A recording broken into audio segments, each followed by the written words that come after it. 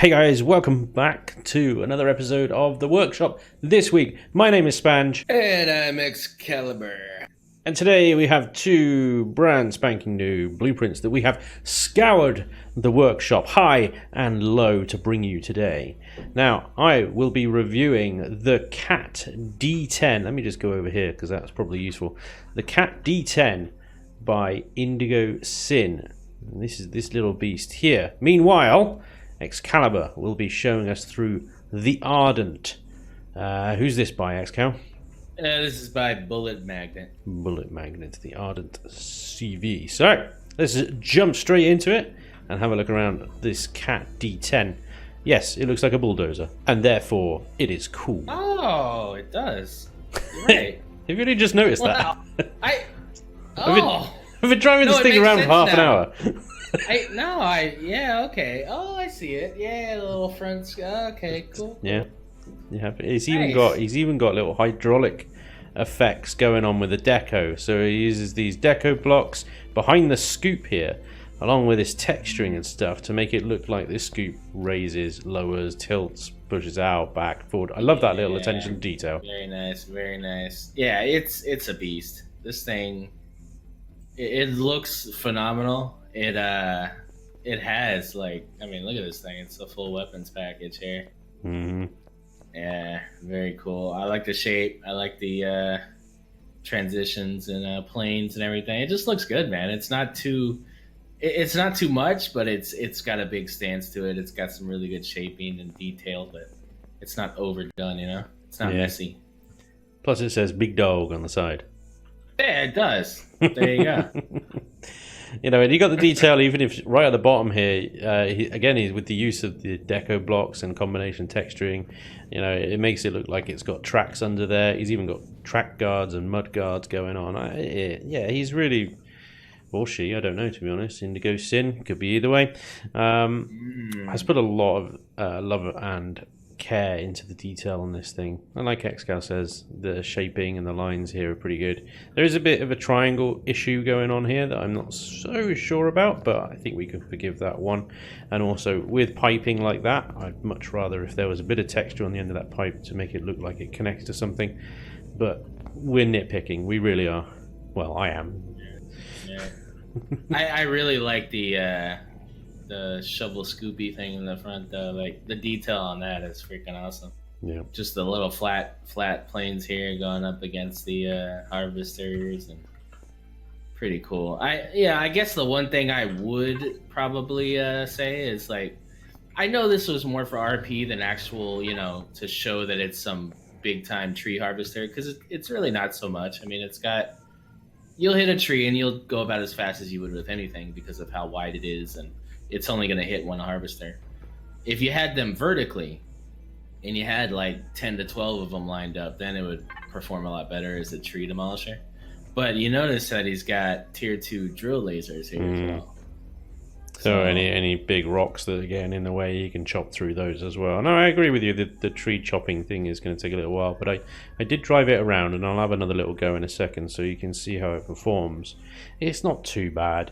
Yes, it doesn't decimate the tree instantly, but to be honest, I much prefer that they actually saved the look rather than just chucking 3,000 grinders on the front of this thing. So this is a Unlock level 20 hover vessel, size class 3, as you can see. Cost wise, there it is, 4,000 iron, 2,000 sathium, so on and so forth. Resham zirconium down at 350, which is manageable.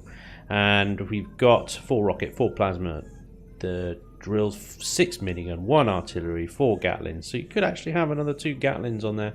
So it's not quite max weapons, but it's damn near close enough. And there's our power stats as well. CPU 36,000 of 7,500, but we promptly ignore that because CPU is broke as hell. Let's have a look inside.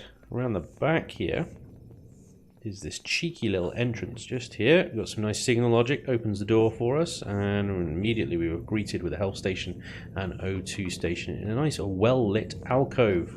And then through this door into the main compartment, and there's a bit of magic going on in here as well. We've got LCD art everywhere, which is amazing, especially like this little one down here on the wood surface, which makes it look like a little control panel for the right arm of this passenger. Plus a game of Space Invaders going on over here, which is amazing. Yeah, dude, like the constructor thing. Yeah. That's freaking cool right there. Magical. Like, that's just that's crazy. I don't think I've ever seen that before. Nope. I mean, yeah, no, I don't think, especially out like that. No, I've never seen that. That's bold.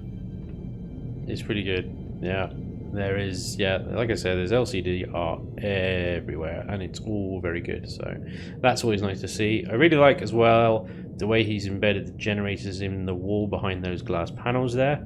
The fact that he's put them behind a bit of half block with texturing as well looks really good. Nah, I mean, just the detail, and it's got such a, I don't know if it's the colors, I don't know if it's the different tones of gray and stuff, but it just looks different than anything I've seen as far as interior. Like, it just, but in a good way. Like, I mean, you look at the front here and you look at all the weird shinies and the weird lighties and all these weird little colors and stuff.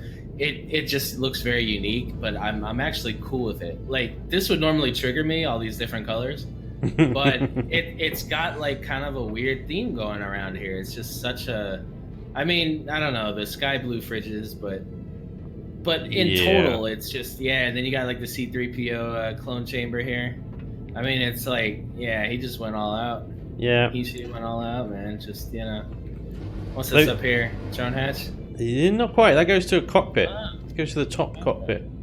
So, right. And then, nice.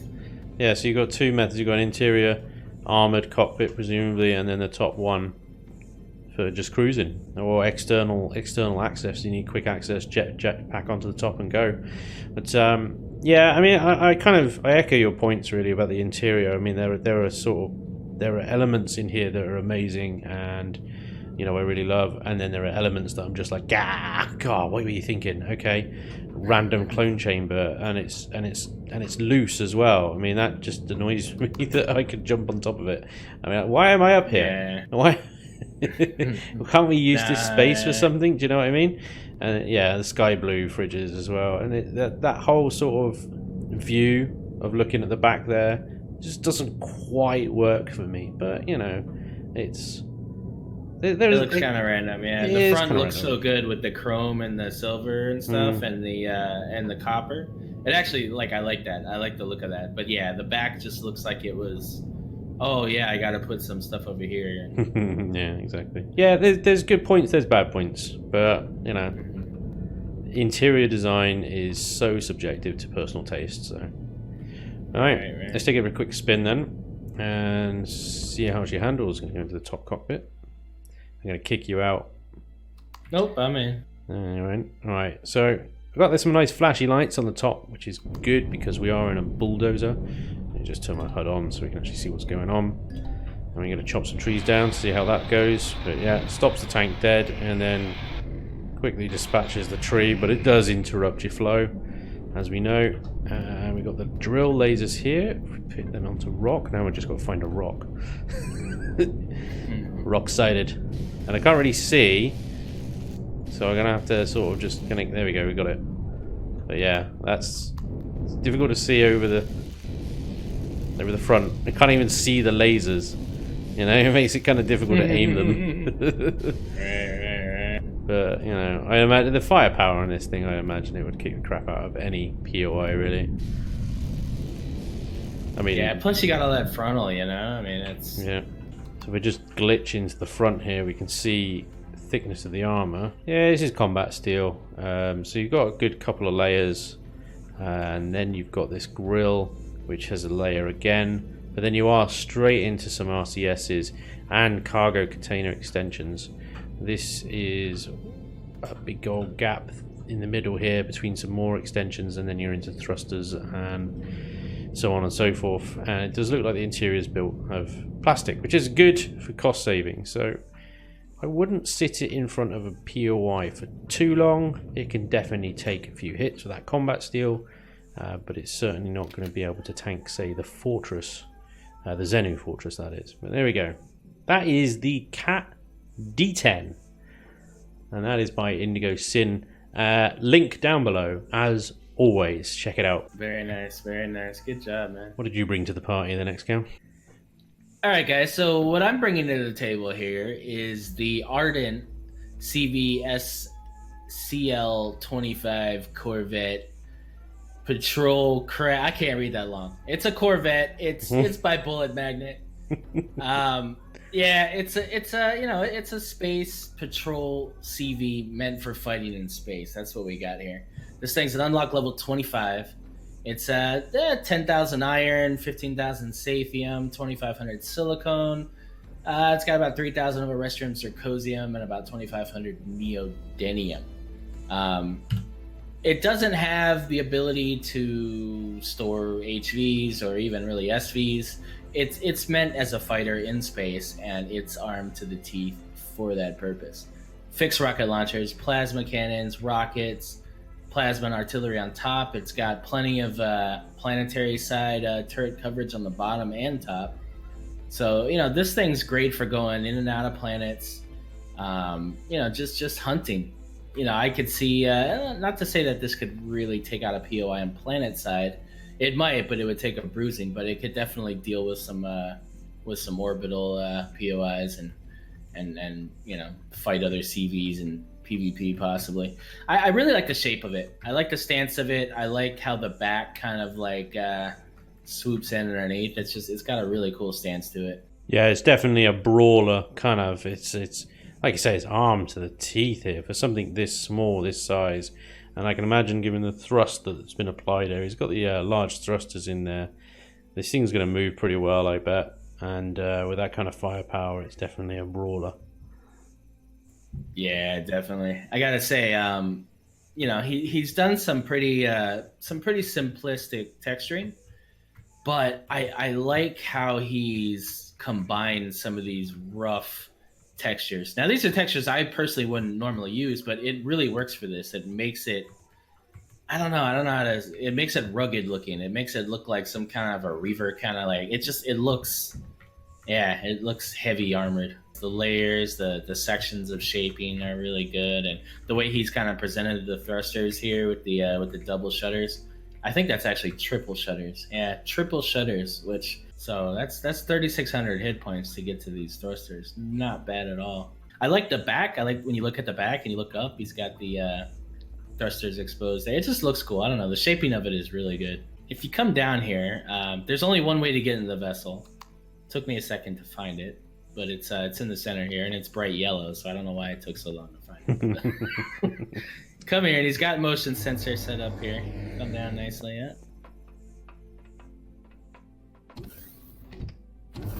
Now, when you come in here, it's pretty simplistic, right? Like, you've got all your basic stuff that you need. You got your repair station, you got your clone chamber, you got all the armor, medic stuff. I'm sure this is like some room here for some basic extra weapons and armor and ammo and whatever. You've got your big cargo container there that's got almost a complete amount of container extension here. I think it's a little weird to get to though. You got to kind of like the hitbox of the constructor kind of interferes. What was it again? 2,700, I think. 217, 250. Yeah, so decent amount of cargo there. I mean, you could definitely haul a good amount of stuff here. You can see this is on a whatever there. Oh, what is that? Is signals off? There we go. Okay. Well. Yeah. Oh, there we go. Yeah, it was the switch. Just turned on delay. That's it. It's just advanced signal logic. Yeah, the delay. It's timer advanced. block. Yeah. No, it's clever. It's clever. Let's go. So as you come up, it just gets more and more just like RP-ish. Like, I don't know, it's got some character to it. And that's kind of what me and Spanj said when we first looked at this. Like, it's got some character to it. I mean, it's like a solo vessel that, it's got cargo in places, and it's got, interesting texturing, but those, you got this area up here with your fuel tanks and stuff. So it's kind of cool what he's done with this space. You could tell that he built the vessel first, and then he had however much inside to mess with, and he's kind of fixed it that way. So Yeah, like if you look at this, he's got, that's the ammo box, right? Yeah, 40,000 ammo. Access to these thrusters. Yeah. And you know, just kind of just some interesting shaping stuff in the corner. Stuff I would never do, but it's like it's just got character to it. You know, it does. You know, this concave kind of inset thing here, just some interesting choices.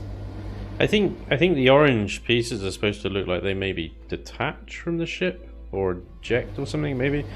Because I mean, with this one over here, it definitely looks like this sort of, it's independent from the rest of the hull because it's a different color, different texture, and obviously you've got a thruster inside there. So I wonder if that was the intention there, to make it look like they come out, if you know what I mean. Which would be cool. Could be. Yeah. Some time was put into this, and that's what I think is, you know, to be appreciated here. So as we come up, we reach an elevator here. So we go to the alpha level, and that takes us straight to the cockpit. Or not the cockpit, the bridge. Takes us to the bridge, which I think looks really cool. You've got this crazy kind of a little blue techie area over here, which is pretty cool. Yeah, it looks like a mainframe. I like it. Yeah. And then you got the nice lighting with the deco blocks and stuff. It just looks nice. It looks cool. It's armored in the front there with the shutters. Come over here, and then you've got this like portal that will definitely let you know that, hey, you're going outside, guy. Yep. Take it easy. He's put a helmet on. He's made some good color choices here, purple and yellow, which is superior color scheme. Scheme of royalty there. Yeah. Yep. All right. Fair enough. Look at that! You got a garden, guys. Yep. It's a garden. Now I've been criticized for this before, but he's got a very inefficient garden layout. People give me crap about this, about the Nakiri. Because they're not 3x3 plots on one grow light. It's inefficient and therefore should be criticized. Really? Yeah.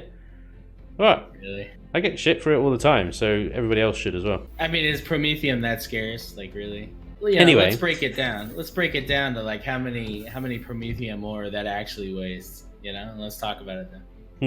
If it's like if it's like below 20, then you know. I'm sure your lab coats could probably figure out. Yeah. Get on that. Get on that, guys. I need to know. So we've got the lounge here. We got kind of the quarters lounge. I guess it's quarters. Yeah. It's the quarters. It's got a big bathroom, man. Look at this bathroom, dude. Shared quarters, 2 double beds. Shared bathroom, 2 showers. Oof, this is an intimate setting. I hope you like the people you're sharing with. God damn. So the same the other side? Yeah, well, a little bit different actually. Wow. Even more sharing. Okay, so this is kind of the peasant quarters here. Everyone. Yeah, you're sharing a toilet, guys. Yeah, in full view as well. Glass door. But yeah, you know, at the end of the day, this thing, you know, he's got the little medic room here, -2. You know, obviously you couldn't fit the other 2 scanners in here, right? But oh wait, what's this? We got another elevator here. Wow, there's just more here. Warp drive. Yeah, right? Like I didn't even see this before. Yeah, we totally missed this on the first run through. Who knew it had a warp drive? Seriously. Yeah. It's almost like we're watching it with you guys. Oh. Okay, well, this is nice. Like the engineering. It is like the engineer's office.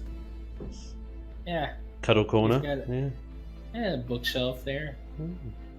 Bookshelf. Very romantic.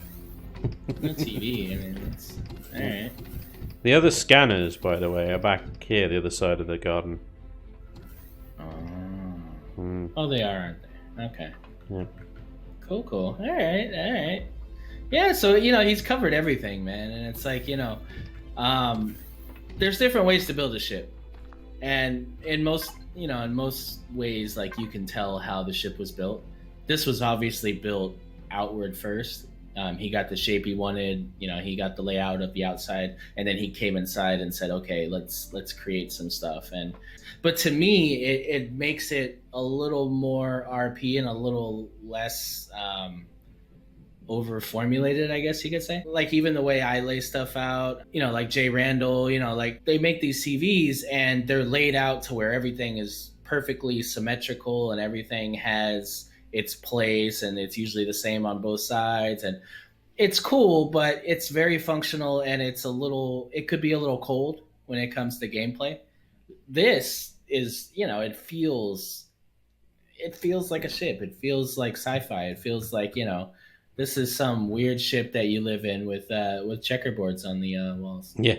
And it's, you know, I mean, it's just, it is what it is, but it's like, it's got a windy little maze, but it's not big enough to where you would get lost per se. But, you know, it has, you know, its little rooms, like, you know, like you're in the Firefly or something. It's just, I don't know, it's cool. They've kind of been added to, decorated, repaired on the go, and that's why you've got purple walls and red walls and, you know, bits of different deco every which way and stuff. It's been beaten, battered, and battled many times over, and that's what gives it its character, really. It's definitely a battleship that's seen some action. Are you sat down? Yeah, do your worst. So what gravity are we in? We're in creative gravity. Creative gravity. So that was that 0.9, 0.8? 0.9. Okay. Well, remarkably, I was just looking at the stats page while you were talking there, and this thing is actually within CPU limits. Oh, nice. Yep. And that's why I think he's used the large thrusters there. We've obviously got two large thrusters looking after our upward thrust, which is more than enough with empty cargo, but given the size of the cargo bay, if you're playing with weights and volumes on, just be careful there, because I think that might struggle once you get some cargo going. But then if you can pitch the nose up, you've then got 4 main rear thrusters, which will definitely give you enough lift to haul a fair amount. I think there is only one XL thruster, is that? Might even be a large on the nose there, so let's see if it can hold its weight on a vertical thing. Yeah, and it can even go, look at that. It's actually got more reverse thrust, I think. 47, it's equal both, it's 47 either way. 12 left and right, 24 up and down. So he's done well, he's balanced the thrusters very well. And again, like I gotta say about the texturing too, is it means a lot, because I'm looking at this right now in night vision, and just the way the shapes all separate with that texture, it just looks really cool. It just looks strong. You know, if this was all black and it was smooth, it wouldn't do it justice. Yep, true. And the little green and red flecks that he's got around there is pretty cool as well. So very nice, very nice. Moves good too. Yeah, moves really well. I was about to say, actually, it's not overly twitchy. It's quite maneuverable. It rolls well. It turns well. And even in Atmo here, it's holding height very well, despite my dodgy ass flying. Alright, cool. So that was the Ardent by Bullet Magnet. Very nice, sir. Great job. Great work. A lot of love was put into that. So really good build, man. As always, guys, links down below in the video description. Check them out. That was the workshop this week with the Cat D10 Bulldozer HV, Big Dog Demolitions, and the Ardent. Thank you very much for watching. I hope you enjoyed. And hopefully we'll see you again next time. Until then, take care. Bye-bye. Later, guys. Take care. You can fly it on a knife edge. What kind of a knife edge? Like, tell me more. Like you want the name of the blade itself? Yeah, like a drop point. Like... yeah, a shuriken. So that's a throwing star. Sir. Yeah, I know, but it's got multiple. It's got multiple blades. Ooh, okay, I see what you did there. Yeah. All right. Yeah. Yeah. Nice save. Thanks. That was the first one I could think of. Nailed it. It was all good. I'm actually a bit sweaty now. I don't know why. Maybe it's flying on the knife edge all the time. Yeah, yeah. But damn. You forgot to say that we were in the foundry. Oh, you're right. Yeah, Damn. I should have said that. I should have said that. We're in the foundry. We're in the foundry. We're in the foundry, guys. Yeah. It's That's why he's sweating. We're in the foundry. It's hot. Actually, I'm on. Yeah, because we're also on a desert planet. He's literally smelting. I'm smelting my ingots right now.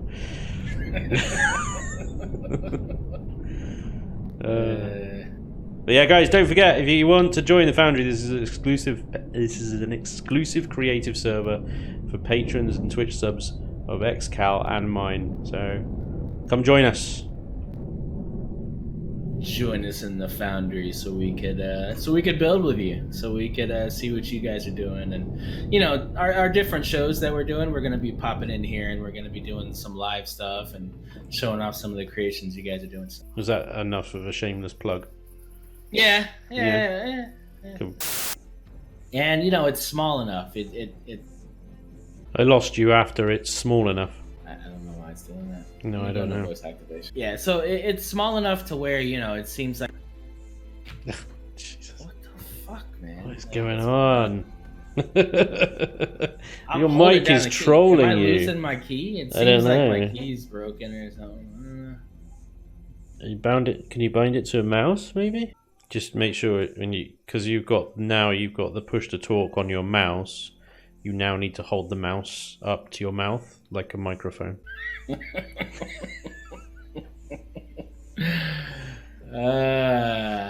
Yeah. Okay, I'll try that. Yeah. It might look weird. And the cord's not really long enough, but. Well, then you have to lean into it. Okay. You need to speak to your mouse. Is this the quality of IT support that you give That's at work? Or? Yeah, exactly. Okay, Absolutely. nice. Yeah. Look, Right? you can stare at each other across the shower room. Yeah. You should get into the other shower. Come on. Yeah. Okay. Yeah, that's it. No, this is literally my ship. This is how it was in the Navy, man. Yeah, that's true. Yeah. There's like 10 of them, and hang on, I gotta take a shit. What's up? Yeah. Do not go in there. Woohoo!